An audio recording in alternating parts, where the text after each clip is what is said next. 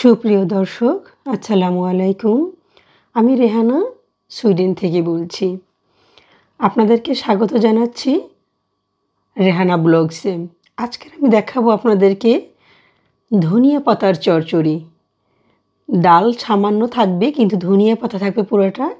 এটা কতটা মজা হয়, কতটা মজা করে রান্না করা যায় সেটা আমি আপনাদেরকে দেখাবো। আপনারা একবার তৈরি করে খাবেন, সারা জীবন আপনাদের মনে থাকবে। একটু সহজভাবে দেখাচ্ছি আমি। আসুন তাহলে শুরু করি। ফ্রাই প্যানটা দিয়ে দিলাম, সেখানে আমি তেল দিয়ে দিলাম, আমি পেঁয়াজ দিয়ে দিলাম 1 কাপ পরিমাণে। পেঁয়াজটা একটু লাল লাল করব হালকা। কাঁচামরিচ দিয়ে দিলাম 3-4টা, টমেটো দিয়ে দিলাম একটা কিউব করে। এটা আমি ভালো করে একটু ভেজে নেব। যখন নরম হয়ে যাবে সে পর্যায়ে আমি হলুদ দেবো আধা চামচ, মরিচ আধা চামচ দিয়ে প্রত্যেকটা দিয়ে একটু কষিয়ে, ধনিয়া গুঁড়ো আধা চামচ এবং জিরার গুঁড়ো আধা চামচ, পরিমাণ মতন লবণ দিয়ে দেব। দিয়ে আমি ভালোভাবে এটাকে একটু কষিয়ে টমেটোটা যেন গলে যায় সেই পর্যায়ে আমি নিয়ে আসব।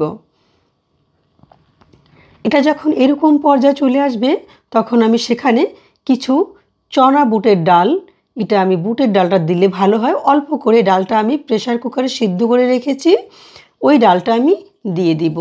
দেখেন এখানে কিন্তু ডাল থাকবে কম, ধনিয়া পাতাটাই বেশি, মেইন ধনিয়া পাতা এটা। আমি ওটা যখন ভালো করে কষিয়ে একটু করে পানি দিয়ে দিলাম।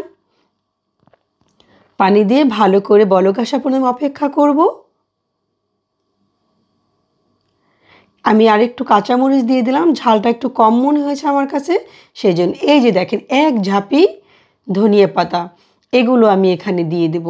এটা হলো ধনিয়া পাতার চচ্চড়ি। এখানে কিন্তু ডালটা খুবই কম থাকবে এবং প্রচুর ধনিয়া পাতা দিচ্ছি আমি এখানে। দেখেন এখন কিন্তু বাংলাদেশে অ্যাভেলেবেল ধনিয়া পাতা পাওয়া যায়, দামও কম। আপনারা একবার তৈরি করে খেয়ে দেখেন, ইনশাল্লাহ অনেক মজা লাগবে। দেখেন প্রসেসটা একটু পুরোপুরি কষ্ট করে, ভিডিওটা স্কিপ করবেন না, আপনারা দেখেন, দেখে শিখে রাখুন, এটি কাজে লাগে। এগুলো এটা রান্না করলে আপনার ঘরে মাছ মাংসের কথা ভুলে যাবেন আপনি।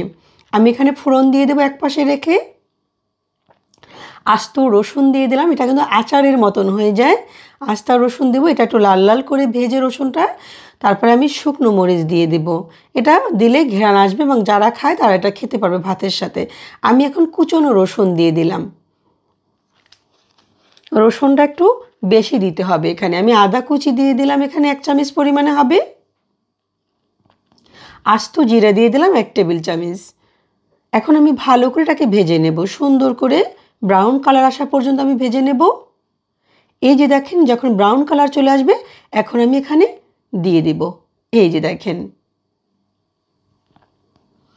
আপনারা একবার একটু তৈরি করে খেয়ে দেখবেন। অনেক রকম খেয়েছেন ধনিয়া পাতা চচ্চড়ি বা ডাল দিয়ে রান্না করে, মাছ দিয়ে, কিন্তু এভাবে করে একটু একবার খেয়ে দেখেন।